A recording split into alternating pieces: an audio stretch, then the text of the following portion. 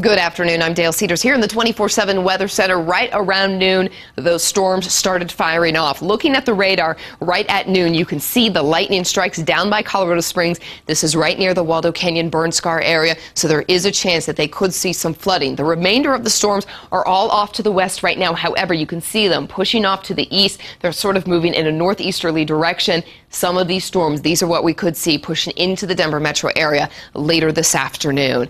As a result, we're going to see some slightly cooler temperatures today than what we saw yesterday. We're seeing only maybe a high of right around 93 degrees, and then as a result of those storms, cooling off pretty nicely by 10 o'clock to around 75 degrees. Now, some folks, if you get those storms before you hit the mid-90s, may not even get that high. You may actually stay a little bit lower into the upper 80s today as a result. Let's take you through Futurecast and show you how it plays out. At noon, you can see the storms in the higher elevations pushing towards that I-25 corridor. By 1:30, as I step back, you can still see some out there out on the eastern plains. They're going to stay pretty much scattered throughout the afternoon hours, 3, 4, even 5 o'clock for your commute home. This is what you can expect. The stronger storms, however, are going to stay in the higher elevations. You can notice them indicated by the red and the orange versus the green and the yellow. This is at 7 o'clock in the evening. These storms here will remain through the overnight hours. At 1 a.m. tomorrow morning, it looks like you can see this band right there through that I-70 corridor.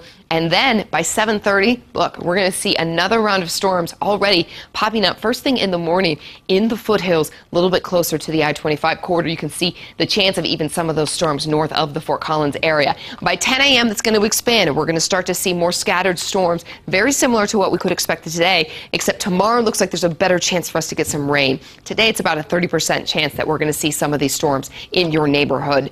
Sticking around through the afternoon hours into dinner time, right around 6:30, you can see the storms again in the foothills and the higher elevations. This is going to be farther east than what we're going to see today, where it looks like it's going to stay a little bit farther into the mountains. That's going to then push on out by Wednesday morning, early Wednesday morning, and then some more clear skies by then. Widen out, show you the statewide view at noon today. You can notice the storms out on the west, and then by tomorrow morning, this is where you can see those storms begin to pop up early in the morning, which is very untypical for us, although it does happen, then become more scattered throughout our early morning hours to the afternoon hours before then clearing.